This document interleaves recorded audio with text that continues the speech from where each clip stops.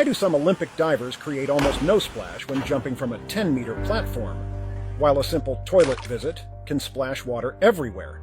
And when diving, you must apply a forward force. Otherwise, you might drop straight down, in which case the judges might give you a perfect score. Additionally, if you fail to extend your body into a straight line in time, it will create a large splash, much like a torpedo explosion.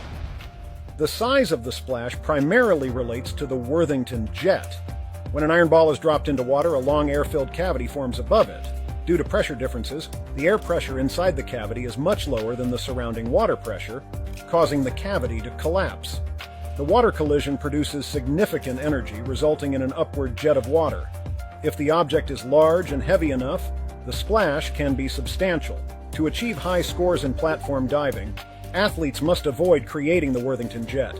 Before entering the water, divers must position their bodies with toes pointed, knees straight, glutes tensed, abs contracted, and arms extended behind the head.